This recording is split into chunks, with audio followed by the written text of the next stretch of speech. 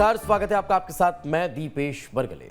छत्तीसगढ़ में होने वाले विधानसभा चुनाव को लेकर बीजेपी ने खास प्लान तैयार किया है। इस प्लान के तहत बीजेपी ने कमजोर बूथों को मजबूत करने की मन में ठान ली है। इसके लिए बीजेपी ने विधायकों और सांसदों को खास जिम्मेदारी दी है, जिसमें सांसद और विधायक कमजोर बूथों की तलाश कर रहे हैं। इसके लिए बीजेपी ने एक समीक्षा पक्ष तैयार किया है।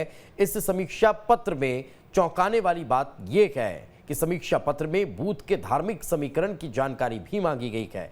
यानी सांसदों और विधायकों को ये डेटा इकट्ठा करना है कि किस बूथ में कितने हिंदू हैं, कितने मुस्लिम हैं, कितने सिख हैं और कितने किस धर्म के मानने वाले हैं। बीजेपी के बूथ स्तर पर धार्मिक समीकरण की तलाश से सियासी बवाल मचा हुआ है। कांग्रेस ने बीजेपी पर सांप्रदायिक राजनीति करने का आरोप लगाया है।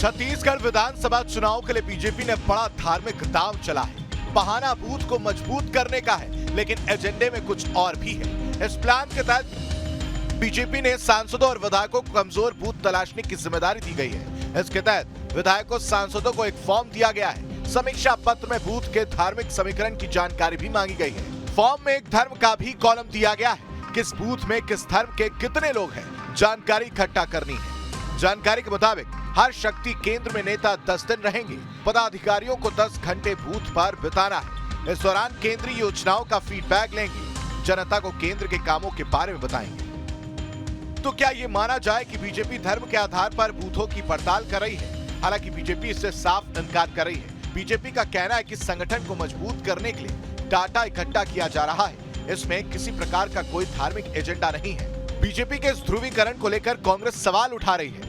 भारतीय जनता पार्टी के पास कोई मुद्दा रहा नहीं है, इसीलिए बूथों में जाके धर्म के आधार पर सर्वे करा रहे हैं। जिस ढंग से अन्य प्रदेशों में धार्मिक ध्रुवीकरण करके वोट अपने पक्ष में करने का प्रयास किया जा रहा है, मगर छत्तीसगढ़ में भारतीय जनता पार्टी के मंसूबे कभी पूरे नहीं होंगे। हमें उम्मीद है छत्तीसगढ़ की जनता भारतीय जनता पार्टी के जो हिडन एजेंडा है उस एजेंडे पर समर्थन नहीं करेगी और विकास के रास्ते पर वोट करेगी। कांग्रेस पार्टी के प्रदेश अध्यक्ष हमारे साथ जुड़े हुए थे, उन्होंने एक बार फिर से दोहराया है कि वहीं धार्मिक समीकरण को लेकर मुख्यमंत्री भूपेश बघेल ने बीजेपी पर तंज कसा है। दरअसल में अभी तक के छत्तीसगढ़ के विधायकों को टिकट काटने का फैसला तो भारतीय जनता पार्टी ने कर लिया है। अब इस सांसदों को कैसे निपटाना है, उसे कैसे छुटकारा पाना है, उसका भी रास्ता ढूंढ रहे हैं। ये रास्ता वही है। अब सांसदों के भी टिकट है वो खतरे में पड़ गया है छत्तीसगढ़ में। छत्तीसगढ़ में 2018 के बाद से बीजेपी की स्थिति खराब रही। पहले 2018 विधानसभा चुनाव में करारी हार हुई। उसके बाद 4 उपचुनाव में भी बीजेपी के हाथ निराशा ही लगी। इसलिए बीजेपी 2023 के लिए कोई भी जोखिम नहीं लेना चाहती। लिहाजा बीजेपी ने केंद्रीय मंत्रियों को छत्तीसगढ़ में उतारा है। अब देखना होगा बीजेपी अपने इस प्लान में कितनी सफल हो पाती है। Team news state. तो चलिए आज चर्चा इसी पर करते हैं। के शर्मा वरिष्ठ पत्रकार हमारे साथ जुड़े हुए हैं। शर्मा सर, बहुत बहुत स्वागत आपका। उमेश घुरमोड़ी जी हमारे साथ हैं, बीजेपी के नेता हैं। उमेश जी, आपका बहुत बहुत स्वागत है। सुरेंद्र वर्मा जी हमारे साथ हैं, कांग्रेस के प्रवक्ता हैं। सुरेंद्र जी, आपका बहुत बहुत स्वागत है। उमेश जी, प्रदेश की राजनीति में धर्म के आधार पर वोटों के ध्रुवीकरण का बहुत ज़्यादा कभी प्रभाव देखा नहीं गया है। अब आप ये जो आकलन करा रहे हैं, ये किस आधार पर, उसका क्या मायने निकाले जाए? कोई खास वजह इसकी? हम पर धर्म के आधार पर ध्रुवीकरण का आरोप लग रहा है।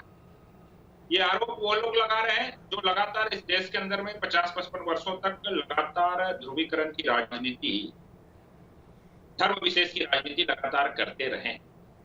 यह आरोप में तर्क इसलिए नहीं है क्योंकि हम सभी धर्मों की बात कर रहे हैं। हम हिंदू की भी बात कर रहे हैं, मुस्लिम की भी बात कर रहे हैं, सिख की भी बात कर रहे हैं, ईसाई की भी बात कर रहे हैं, बौद्ध की भी बात कर रहे हैं, अन्य धर्मों की भी बात कर रहे हैं। अर्थात भारतीय जनता पार्टी का लक्ष्य ही है सबका साथ, सबका विकास और सबका विश्वास। इस बात से कांग्रेस को किस बात की आपत्ति है? कांग्रेस हम पर ध्रुवीकरण का आरोप लगा रही है। ये वही कांग्रेस है जो सज्जन कमेटी से लेकर के तमाम तरह का इनका इतिहास रहा है। और किस प्रकार से इस कांग्रेस केवल 20% से मतलब रखती है, 80% से कांग्रेस का कहीं कोई लेना देना नहीं है। और इसीलिए देश के 80% हिस्सों से कांग्रेस का आज सफाया हो चुका है। और ये हम पर तुष्टीकरण की राजनीति का, ध्रुवीकरण की राजनीति का यहाँ पर आरोप लगा रहे हैं। तो मैं तो इन्हीं से पूछना चाहता हूँ कि भैया सच्चर कमेटी का गठन और सच्चर कमेटी में किस समुदाय विशेष, किस धर्म विशेष को लेकर के वहां पर गठन किया गया था? तब तो आप सरकार में थे, 2005-6 की बात करूं, और तमाम तरह के विषय हैं उसमें, चाहे राष्ट्रपति के अधिकार का विषय हो या कैबिनेट की बैठक बुलाने का विषय हो, उन तमाम चीजों को दरकिनार रखने का विषय लगातार निकल करके सामने आता है। नहीं तो ठीक है ना उमेश जी, अगर ऐसा नहीं है तब फिर बूथों पर धार्मिक गणित के पीछे बीजेपी का मकसद क्या है? आप क्या चाहते हैं इस डेटा को इकट्ठा करके? देखिए दीपेश जी, स्वाभाविक तौर पे एक डाटा कलेक्शन का जो आपने विषय रखा, स्वाभाविक तौर पे राजनीतिक विषय नहीं, अन्य विषयों के अंदर में भी हम जाते हैं, कहीं कोई फॉर्म भरते हैं, कहीं किसी ऑफिस के अंदर में, किसी सरकारी ऑफिस के अंदर या तमाम तरह के जगहों में जा करके, चाहे आपका विषय हो या मेरा विषय हो, उसमें क्या कंडिका है, क्या कॉलम होती है? आपसे नाम पूछा जाता है, आपकी जाति पूछी जाती है, आपका धर्म पूछा जाता है, आपकी नागरिकता पूछी जाती है। तो एक स्वाभाविक प्रक्रिया है। तकलीफ और आपत्ति और आरोप को तर्क संगत तब माना जाता हम किसी विशेष वर्ग को लेकर के, जैसा कि इन्होंने सच्चर कमेटी में किया था, हम किसी विशेष वर्ग को लेकर के जाते तो निश्चित तौर पे ये आपत्ति और ये आरोप जायज होता। लेकिन हम तो सबको लेकर के चलना चाहते हैं, हम तो सबका साथ, सबका विकास और सबका विश्वास लेकर के लगातार काम कर रहे हैं। उसके बाद अगर ये हम पर ये आरोप लगा रहे हैं और निश्चित तौर पे बूथों के अंदर में हम जा रहे हैं, 2023 की तैयारी है और कहीं ना कहीं अपने आप को कांग्रेस, जैसा कि प्रारंभ से बूथों में कमजोर मानती रही है, कहीं ना कहीं कांग्रेस को इस बात का डर और भय भी सता रहा है कि भारतीय जनता पार्टी के तमाम कार्यकर्ता विस्तारक के रूप में जो 5 मई से जाने भी वाले हैं, जब बूथों तक जाएंगे, कांग्रेस की पोल खोलेंगे, इनके वादा खिलाफियों की धज्जी उखड़ेगी, लगातार जो झूठे वादे किए हैं उसकी पोल जब खुलेगी तो कहीं ना कहीं कांग्रेस की जमीन खसकेगी। और मुझको लगता है कि कांग्रेस की वही बौखलाहट इस प्रकार से शांत वातावरण जो छत्तीसगढ़ का है उसको दूषित करने का प्रयास लगातार जो कांग्रेस करती है। ठीक है, जवाब ले लेते हैं उमेश जी। सुरेंद्र वर्मा जी, अगर भारतीय जनता पार्टी एक फॉर्म के जरिए, धर्म के कॉलम के जरिए ये जानना भी चाह रही है कि कितने वोटर किस धर्म के गए, तो उससे कांग्रेस को क्या कोई दिक्कत हो सकती है? अगर दिक्कत है तो वो किस बात की है? आप लोग तो विकास के मुद्दे पर, प्रदेश के अब सुनहरे भविष्य के मुद्दे पर चुनाव लड़ने वाले हैं, फिर दिक्कत किस बात की है? जो हमारा संविधान कहता है राजनीति का उद्देश्य क्या होना चाहिए, आम जनता के आर्थिक और राजनीतिक सामाजिक तरक्की। भारतीय जनता पार्टी, देखिए उमेश जी अभी फिर वही 80-20 का नारा जो इन्होंने उत्तर प्रदेश में दिया, आज देश की जनता महंगाई, बेरोजगारी, असमानता से जूझ रही है। भारतीय जनता पार्टी, देखिए छत्तीसगढ़ में तो दीपेश जी पूरी तरह से मुद्दाबिहीन हो गए, क्योंकि 15 साल के इनके कुशासन का, 15 साल का कमीशन खोरी, भ्रष्टाचार और इनके कुशासन की कलई जो है अभी तक काली खुली नहीं है। और भारतीय जनता पार्टी का शीर्ष नेतृत्व भी इसको मान चुका है। समय समय पर इनकी प्रभारी डी पुरंदेश्वरी, शिव प्रकाश, नितिन नवीन ने भी इनके छत्तीसगढ़ के नेताओं से किनारा किया। अब जो मंत्रियों के दौरे हो रहे हैं, केंद्रीय मंत्रियों के, उससे तो एकदम साफ हो गया है भारतीय जनता पार्टी के पास कोई मुद्दा ही नहीं बचा है। 15 साल के इनके कुशासन को भी यहाँ की जनता ने भोगा है, वादा खिलाफी भी देखे हैं इनके, और 3 साल में जो भूपेश बघेल सरकार की जो जनहितकारी योजनाएं हैं, और एक मूल बात, कोई भी विचारधारा दीपेश जी, उसका प्रभाव राजनीति में दिखता है। तमाम चुनाव में हमने देखे 1990 से 92 के बीच में जो हुआ वो भी जनता ने भोगा है। जिस प्रकार से 1 सितंबर से 20 नवंबर के बीच 1.5 महीने में 116 दंगे करवाए गए। रामनवमी के समय दीपेश जी आपने कभी नहीं सुना होगा कि एक साथ 10 राज्यों में इतने बड़े पैमाने पर दंगे हुए।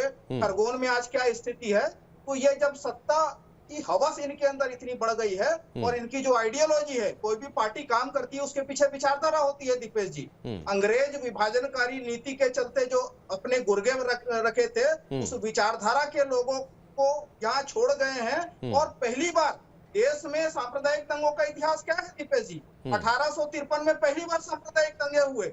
जो 1857 में जो पहली क्रांति हुई थी उसको दबाने के लिए 1919 में जो जलियांवाला बाग हत्याकांड हुआ था, उसके बाद प्रायोजित तौर पर अंग्रेजों ने सांप्रदायिक दंगे करवाए। उसमें आरएसएस की भूमिका, हिंदू महासभा, मुस्लिम, सुन लीजिए, ऐसे बात नहीं होगी। सुरेंद्र जी, अगर आपके पास कोई तथ्य और प्रमाण हो कि रामनवमी और हनुमान जन्मोत्सव में, रुकिए ना उमेश जी, अगर आपके पास कोई तथ्य और प्रमाण हो कि रामनवमी और हनुमान जन्मोत्सव पर जो दंगे हुए हैं वो प्रायोजित थे, कराए गए थे और राजनीतिक दल विशेष के द्वारा कराए गए, तो तब उस पर बात करिए, नहीं तो फिर छत्तीसगढ़ की राजनीति को लेकर हम उस पर चले जाएं वो मुझे ठीक नहीं लग रहा है, क्योंकि हमने जिन आरोपियों को गिरफ्तारी की खबरें सुनी हैं, उनकी प्रतिक्रियाएं सुनी हैं, उसमें अभी तक एक ने भी ये नहीं बताया कि मैं भारतीय जनता या पार्टी या कांग्रेस का एजेंट हूं या समाजवादी पार्टी का या बसपा का एजेंट हूं जो इस दंगे में इन्वॉल्व था। वो अभी तक कोई खबर ऐसी निकलकर सामने नहीं है। इसलिए मैं चाहता हूं कि हम इस छत्तीसगढ़ की राजनीति को लेकर जो सुखद बहस कर रखेंगे उसमें इस तरह के मसलों को ना इन्वॉल्व करें तो ज्यादा अच्छा होगा। सुरेंद्र जी, मेरा एक सवाल नहीं ठीक है ना सर, मैं चाह रहा हूं कि उस मसले को ना उठाया जाए, क्योंकि वो उठेगा तो फिर बहुत चर्चा चली जाएगी। मैं आपको बता देता हूं इनका जो चरित्र है। नहीं, मेरे सवाल का जवाब दे दीजिए सुरेंद्र जी, कि आपने अभी जिक्र किया कि उमेश जी कह रहे हैं कि एक बार फिर वो प्रदेश में 80 और 20 के फॉर्मूले को ले आए, तो क्या 80 और 20 के फॉर्मूले से भारतीय जनता पार्टी को उत्तर प्रदेश में बड़ी सफलता मिली, उससे छत्तीसगढ़ में कांग्रेस कई घबराहट में तो नहीं है कि यहां पर अगर ऐसा और 80-20 का फॉर्मूला हुआ तो कांग्रेस की जमीन खिसक सकती है? कोई डर है? छत्तीसगढ़ शांति और सद्भाव का स्थल है। यहाँ पर इनके नाकाब मंसूबे कभी कामयाब नहीं हो गए। इनके षड्यंत्र जो है कवर्धा में भी उजागर हुए। जो बच्चों के जो झंडा चढ़ाने को लेकर जो विवाद था, उसको सांप्रदायिक रंग देने का काम भारतीय जनता पार्टी के संवैधानिक पदों पर बैठे नेता राजनांदगांव के सांसद, पूर्व मुख्यमंत्री के पुत्र, पूर्व सांसद के द्वारा 144 लगे होने के बावजूद, सुन लीजिए, ये धरती जो है कबीर और नानक की है, ये धरती गुरु घासीदास की है, जिन्होंने मन के एक समान का नारा दिया। तो भारतीय जनता पार्टी के तो यही मन के एक समान होते तब नजर आता ना सर। ये परिस्थितियां इतनी बिगड़ती ही नहीं अगर अब आरोपियों पर सही कार्रवाई हो जाती। तो मैं कह रहा हूं ना सुरेंद्र जी, हम अगर गड़े मुर्दे उखाड़ेंगे तो परिस्थितियां बिगड़ती चली जाएंगी और हम जो सार्थक बहस चाह रहे हैं वो होगी नहीं। देश का पहला आतंकी यदि कोई है तो गोडसे है, असीमानंद और कालीचरण इनके आदर्श है। तो ये तो देखिए, ये धरती ठीक है सुरेंद्र जी, मैं लौट रहा हूँ आपके पास, मैं लौट रहा हूँ। मैं जिस मसले पर इस चर्चा को ले जाना चाह रहा हूँ शायद आप उससे बार बार भटक रहे हैं या फिर जाना नहीं चाह रहे हैं। मैं लौटता हूँ आपके पास, वापस से कुछ और महत्वपूर्ण सवालों के साथ आऊँगा। के शर्मा जी से कमेंट ले देंगे। शर्मा जी, क्या आपको लग रहा है 2023 का ये चुनाव धर्म और ध्रुवीकरण की तरफ मुड़ता हुआ, डाइवर्ट होता हुआ दिखाई दे रहा है? और अगर ऐसा हुआ तो क्या वाकई में परिणाम जो है वो परिवर्तित होते दिखाई देंगे या फिर कोई बहुत बड़ा असर छोड़ते दिखाई देंगे? देखिए दीपेश जी, इसमें महत्वपूर्ण बात यह है कि मतदान केंद्र समीक्षा पत्र छपा करके जो बूथ तक ले जाने की बात है, बूथ में 25 युवा बनाने की बात आई है। ये मेल बात जो जिस पर बात हो रही है उस पर बात कर ले, फिर अन्य राजनीतिक विषयों पर अब मैं जवाब दे दूंगा। मैं जो समझ में आता है कि 23 बिंदुओं में से 21वें बिंदु पर ही सबसे ज्यादा बात हो रही है कि 25 सदस्यों के जो नाम देंगे वो तो सही है कि उसमें मोबाइल नंबर रहेगा, उनकी पहचान होगी, और जो कमजोर बूथ है उन पर केंद्रित किया गया। सांसद विधायकों से लेकर, विधायकों की संख्या ज्यादा कम है तो अन्य वरिष्ठ नेता भी वहां पे जाएंगे। और एक बात जो आ रही है कि इसमें धार्मिक जानकारी, चुनाव भी उसी आधार पर लड़ा जा रहा है। ये कितना भी छिपाए, कितना भी कुछ करे, जिस क्षेत्र में जिस जाति का बाहुल्य रहता है उसी के आधार पे टिकट बंटता है। चाहे 14 साहू समाज के टिकट देने की बात रहे, भाजपा ने दिया, कांग्रेस ने 8 साहू को दिया, कुर्मी समाज के लोगों को टिकट देने की बात रही। आदिवासी क्षेत्र की स्थिति हम देख रहे हैं कि हाल ही में हम खैरागढ़ उपचुनाव देख लेते हैं ना सर, वहां पर लोधी बाहुल्य सीट थी तो लोधी को टिकट दिया, लोधी समाज को वहां पे टिकट दिया। बिल्कुल सही पकड़े आप। अब जब जिस तरह से चुनाव हो रहा है, जो धार्मिक आधार पे बात है, तो छत्तीसगढ़ की स्थिति को बता दूं कि 2,55,45,000 में से केवल 2% ही मुस्लिम है, और कुल मिला के अन्य अल्पसंख्यकों को भी ले ले तो उनकी संख्या मात्र 5% जाती है। अब 5% को लेकर के इतनी राजनीति भाजपा कर लेगी कि वो पूरा सत्ता परिवर्तन कर देगी, मुझे तो नहीं लगता कि इस प्रकार के माहौल छत्तीसगढ़ में आदिवासी, अनुसूचित जाति, पिछड़ा वर्ग और सामान्य, ये 4 भाग में बटा हुआ क्षेत्र है, मैदानी इलाका हो चाहे आदिवासी क्षेत्र हो। अब इसके आधार पर जो काम की जो बात हो रही है कि जैसे कवर्धा की बात आती है, दंगे क्यों हुए, जो अन्य मध्य प्रदेश की घटनाएं हो रही है या उत्तर प्रदेश हो, चारों तरफ से जो बात हो रही है, तो अभी तक के लिए स्पष्ट है कि भाजपा मुसलमानों को टिकट देने से कतराती है, क्योंकि बात आती है कि जीतने योग्य नहीं है। तो एक विश्वास की बात है राजनीतिक दल और मतदाताओं के बीच। उनको लगता है कि इस वर्ग के मतदाता हमारे नजदीक नहीं, भले जोड़ने की बात हो रही है, प्रयास हो रहा है कि हम सबका विश्वास, सबका विश्वास, सबका प्रयास की बात तो करते हैं, लेकिन धरातल में जब जाएंगे तो जीत की जब बात आती है तो जिसका बहुमत होता है उसको साधने, उस वोट बैंक को साधने का प्रयास सभी राजनीतिक दल करते हैं। और इसी दल के जैसे मान लीजिए कमजोर क्षेत्र में मुसलमानों की संख्या अधिक है, तो वहां पे ऐसे मुस्लिम नेता, अल्पसंख्यक मोर्चा है इनका, उनके लोगों को यहाँ पे भेज करके उनको साधने का कहीं प्रयास हो सकता है कि कुछ वोट उसमें से मिल जाए। लेकिन हम यहाँ पे देख रहे हैं कि जैसे मुस्लिम बहुल क्षेत्र में भाजपा के पार्षद भी जीतने में कठिनाई होती है, नहीं जीते बोले तब भी कोई दिक्कत नहीं है अभी। तो ऐसी स्थिति में भाजपा अपना वोट बैंक जिस ढंग से प्रयास करी, अभी 71 विधायक हैं कांग्रेस के, तो उस बीच में इनको अपना प्रयास करना है और सभी को साधने के लिए जो प्रयास हो रहे बूथ स्तर पे, मुझे नहीं लगता कि इसमें कांग्रेस को तो सभी का वोट चाहिए, आपको मुस्लिम भी चाहिए, 20-80 वाली बात ही नहीं है, आपको 100% विकास की बात कर रहे हैं। तो मुझे लगता है कि इस विषय को लेकर के सांप्रदायिक रंग देने के बजाय इसको विकास की दिशा में जितना लेके जाएंगे, मुझे लगता है कि कांग्रेस के लिए भी बेहतर है और भाजपा के लिए भी बेहतर है। बिल्कुल, मैं लौटता हूं उमेश जी। अब आप लोग माइक्रो लेवल पर बूथ बूथ पर जाकर विधायकों और सांसदों को भेजकर जिस पत्रक के जरिए एक डेटा तैयार कर रखे हैं, आपने बूथ को मजबूत करने की कोशिश में जुटे हुए हैं। ये कोशिश आपने पहले भी की। संगठनात्मक स्तर पर कैसे पार्टी को और मजबूत किया जा सकता है, इस पर आप लोग लगातार प्रयास कर रखे हैं। लेकिन जो एकजुटता की कमी कहीं कहीं देखने को मिली है, उस पर भी फोकस होगा, उस पर भी काम होगा। एक मत के साथ एक राय होकर ये काम में प्रदेश का संगठन जुटता नजर आ रहा है और लगता है इसका फायदा होगा।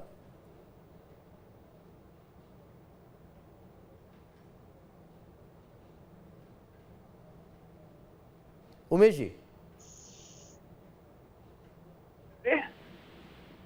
लगता है उमेश जी से संपर्क हो नहीं पा रहा है। सुरेंद्र जी, मैं आपके पास लौट रहा हूं। हमने कांग्रेस के कई बड़े नेताओं को ये कहते हुए सुना है कि भारतीय जनता पार्टी के प्रत्याशियों या नेताओं से हमारी लड़ाई नहीं होती है, हमारी अगर लड़ाई होती है तो वो बीजेपी के संगठन से होती है, क्योंकि जिस संगठनात्मक स्तर पर भारतीय जनता पार्टी काम करके चुनाव लड़ती है वो कहीं ना कहीं एक कड़ी चुनौती देने वाला होता है। अब अगर इतने माइक्रो लेवल पर बीजेपी छत्तीसगढ़ में काम करती नजर आ रही है, तो क्या आपको लगता है कि उसका असर 2023 में होगा, कांग्रेस को एक बड़ी चुनौती मिलेगी? दीपेश जी, आपको याद होगा 2018 के विधानसभा चुनाव के पहले भारतीय जनता पार्टी ने छत्तीसगढ़ में 56 लाख कार्यकर्ता होने का दावा किया था, मोबाइल नंबर भी जारी किए थे और इनको विधानसभा चुनाव के दौरान वोट 40 लाख भी नहीं मिले। इसका सीधा तात्पर्य है कि भारतीय जनता पार्टी की जो पूंजीवाद और अधिनायकवाद प्रवृत्ति है, जो स्थानीय नेता और कार्यकर्ताओं के अधिकारों का गला घोटकर आउटसोर्सिंग करके राजनीति करने का भारतीय जनता पार्टी का जो रिवाज है, उससे भारतीय जनता पार्टी के कार्यकर्ता भी दुखी हैं। और यही कारण है कि इनके 16 लाख से ज्यादा कार्यकर्ता उनके परिवार की तो बात छोड़ दी। तो भारतीय जनता पार्टी आज वो भारतीय जनता पार्टी नहीं है जो अटल अडवाणी के युग में हुआ करती थी। आज पूरी तरह से हम दो और हमारे दो के मुनाफे के लिए काम करने वाली व्यापारियों की पार्टी हो गई है। भारतीय जनता पार्टी में 15 साल के इनके कुशासन में दीपेश जी, यदि इन्होंने स्थानीय कार्यकर्ता, स्थानीय नेताओं को महत्व दिया होता, यदि सामाजिक न्याय की केवल बात करते हैं, 52% आबादी है, ताराचंद साहू जैसे कद्दावर नेता को उपेक्षा का शिकार होकर छोड़ना पड़ा। अनुसूचित जाति की आबादी, जनजाति की आबादी जो है वो 32% है। रामविचार नेता नंद कुमार साय जैसे नेताओं की क्या स्थिति थी? के शर्मा वरिष्ठ पत्रकार हैं, सर्वविदित है, किसी से छुपा नहीं है। भारतीय जनता पार्टी में आउटसोर्सिंग का चरित्र न केवल नौकरियों में बल्कि नेताओं में भी है। तो यहाँ के स्थानीय लोगों को, यहाँ के स्थानीय जाति, जनजाति, ओबीसी और महिलाओं को खासकर इन्होंने उपेक्षित रखा और उसी का परिणाम है कि इनके अपने कार्यकर्ता इनको वोट देना पसंद नहीं करते। और यही कारण है कि जब ये मुद्दा भी इन हो जाते हैं, जब दिखता नहीं, आज विकास की बात करते हैं, वरिष्ठ पत्रकार हैं के शर्मा जी, किस प्रकार से किसानों को 15 साल बोनस के नाम पर ठगा गया, किस प्रकार से आदिवासियों को जर्सी गाय के नाम पर ठगा गया, बिजली के लिए इनको कृषि पंपों को रोका गया। तो ये सर्वविदित है। और आज भूपेश बघेल सरकार जो काम कर रही है, पिछले 3 साल के जो कामकाज है, ये हम इसी को लेकर लगातार प्रदेश स्तर के जो चुनाव हुए, चाहे पंचायत चुनाव हो, नगरीय निकाय चुनाव हो, 4 विधानसभाओं के उपचुनाव हो, ये सर्वविदित है कि भारतीय जनता पार्टी मुद्दों के आधार पर, विकास के आधार पर कहीं नहीं टिकती है। इसलिए ये जब मुद्दाहीन होते हैं, ये उसी प्रकार से कुछ प्रयास करते हैं बांटने और काटने की। तो छत्तीसगढ़ में हिंदू बहुसंख्यक है, मुस्लिम भी है, ईसाई भी है, जैन और बौद्ध धर्मावलंबी है, उसके साथ साथ कबीर और नानक के फॉलोअर्स भी हैं और मनखे मनखे एक समान का संदेश देने वाले गुरु घासीदास बाबा के भी समर्थक हैं। तो ये धरती इनके नापाक मंसूबों को, इनके षड्यंत्र को कभी कामयाब नहीं होने देगी।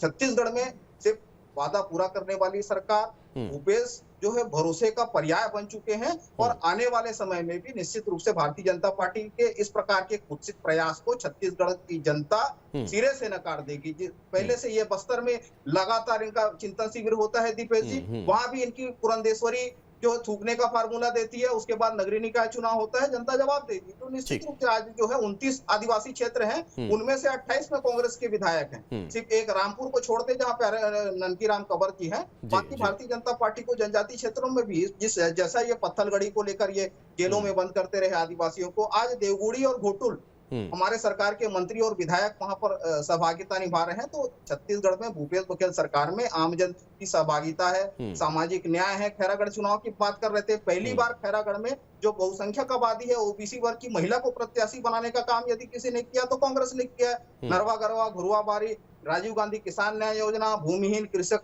मजदूर न्याय योजना, जो पूरे देश में कहीं नहीं है। यही तो फिर सवाल खड़ा हो रहा है ना कि अगर भारतीय जनता पार्टी धर्म और जाति के आधार पर अगर गणना कर रही है वोटर्स की, तो फिर कांग्रेस भी तो वही करती है ना। जिस क्षेत्र में जिस जाति के लोगों की बाहुल्यता होती है, वहां उस जाति के प्रत्याशी को टिकट दिया जाता है। होता तो यही आ रहा है। सांप्रदायिकता और सामाजिक न्याय में बड़ा फर्क है दीपेश। सहभागिता शासन में सामाजिक न्याय के अनुरूप होना चाहिए, लेकिन एक वर्ग का डर दिखाकर दूसरे वर्ग का वोट मांगने के लिए इस प्रकार से षड्यंत्र रचना, ये सांप्रदायिकता है। ये देश में जहर घोलने का काम है। वो देश के लिए, संविधान के लिए, प्रगति के लिए और आने वाले भविष्य के लिए बहुत खतरनाक है। सामाजिक न्याय तो होना चाहिए, हमारे संविधान की मांग है। नहीं, ये इतिहास से चला आ रहा है। अब ये वर्तमान परिस्थितियों में परिवर्तन हो गया है तो वो एक अलग बात हो सकती है, लेकिन चला तो बड़े लंबे समय से आ रहा है। मैं लौटूंगा, वक्त रहा तो जवाब भी आपसे लूंगा। के शर्मा जी, अगर हम खैरागढ़ उपचुनाव का जिक्र करते हैं तो हमने देखा कि भारतीय जनता पार्टी ने अपने वोट परसेंटेज में भी इजाफा किया है और कांग्रेस को, जोगी कांग्रेस का वोट शिफ्ट होता हुआ पूरा दिखाई दिया है, जिसका सीधा फायदा कांग्रेस पार्टी को हुआ।